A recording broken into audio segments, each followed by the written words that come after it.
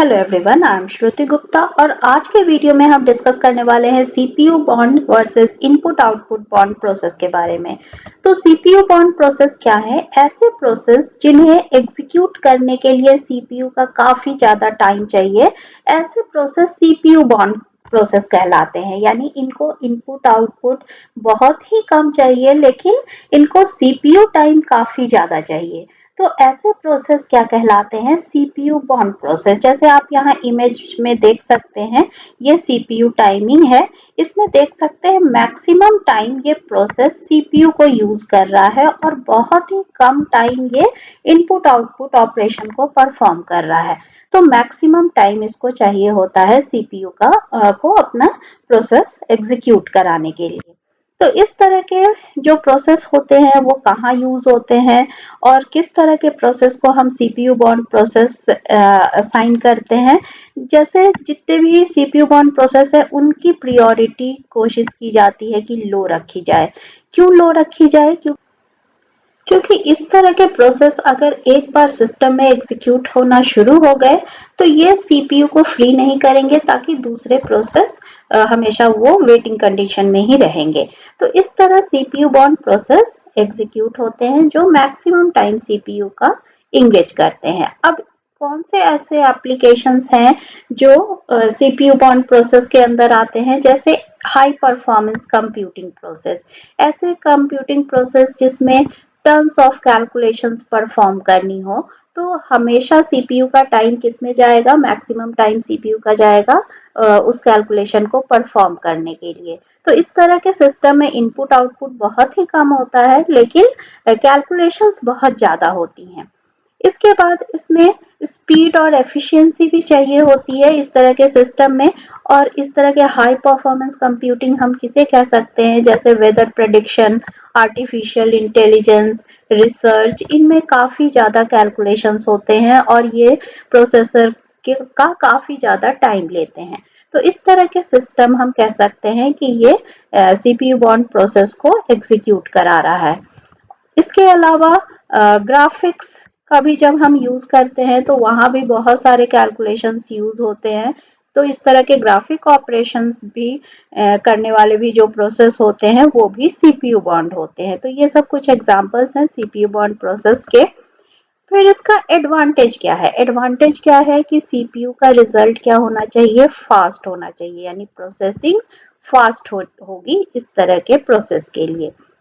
Disadvantage क्या है कि अगर हम सिर्फ सीपीयू को यूज करते हैं तो दूसरे जो सिस्टम के रिसोर्सेज हैं वो अननेसेसरी आइडल बैठे रहेंगे और उनका हम यूज नहीं कर पाएंगे। साथ ही सीपीयू का अगर पावर हम इंक्रीज करते हैं, यानी फास्ट प्रोसेसिंग स्पीड वाले सीपीयू का यूज करते हैं, तो ये कहीं ना कहीं एक्सपेंसिव होगा। तो ये सारे एडवांटेजेस एंड डिसएडवांटेज हैं सीपीयू बॉन्ड प्रोसेस के।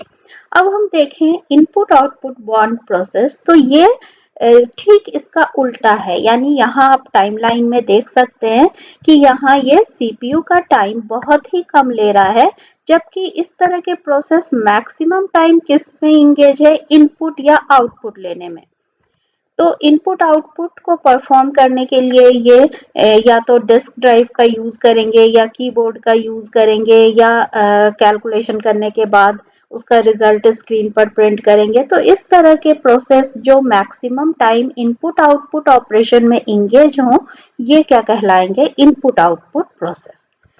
अब इसके एग्जाम्पल्स क्या हो सकते हैं? कभी हम डेटा को रीड या राइट कर रहे हैं फाइल से, तो ये क्या होगा? हमेशा इनपुट आउटपुट लेने में बिजी रहेगा, वेट करता रहेगा इनपुट या आउटपुट के लिए। तो इसको हम CPU input output bond process कर सकते हैं। जैसे कुछ एप्लीकेशन है word processing system, web application, file को कॉपी करना, डाउनलोड करना, ये सब ऐसे एप्लीकेशंस है जो जिसमें मैक्सिमम टाइम हमारा इनपुट आउटपुट में ही जाता है।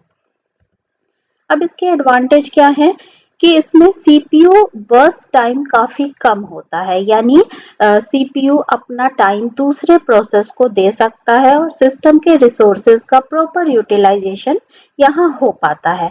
लेकिन इस तरह के जो एप्लीकेशन या प्रोसेस होते हैं उसमें इनपुट आउटपुट बॉन्ड प्रोसेस अगर है हमारा तो वहाँ सिस्टम स्लो होगा, यानी सीपीयू बहुत ज़्यादा एडवांस सीपीयू की ज़रूरत नहीं होगी जिसका एग्जीक्यूशन टाइम बहुत ही फास्ट हो। इसके अलावा मैक्सिमम टाइम हमारा किस में जाता है, डेटा को रीड या राइट करने में। ठीक है, तो इसलिए प्रोसेसर उतना काम नहीं कर पाता है, अपने फुल एफिशिएंसी में नहीं काम कर पाता है किसी ऑपरेशन को कंप्लीट करने में, क्योंकि ज़्यादातर हमारा सिस्टम या प्रोसेस किस में बिजी है, इनपुट या लेने में या आउटपुट डिस्प्ले करने में। तो प्रोसेसर कहीं ना कहीं इसमें आइडल बैठा रहता है। तो ये सारे चीज़ें आज हमने डिस्कस की कि इनपुट आउटपुट बॉन्ड प्रोसेस और सीपीयू बॉन्ड प्रोसेस दोनों में क्या डिफरेंस है, क्या क्या एडवांटेजेस हैं, कौन कौन से ऐसे एप्लीकेशन हैं जिसे हमें इनपुट आउटपुट बॉन्ड कह सकते हैं या सीपीयू बॉन्ड कह सकते हैं। तो आज के वीडियो में अगर आपको ये समझ में आया तो इस वीडियो को लाइक शेयर एंड सब्सक्राइब करें and thanks for watching this video.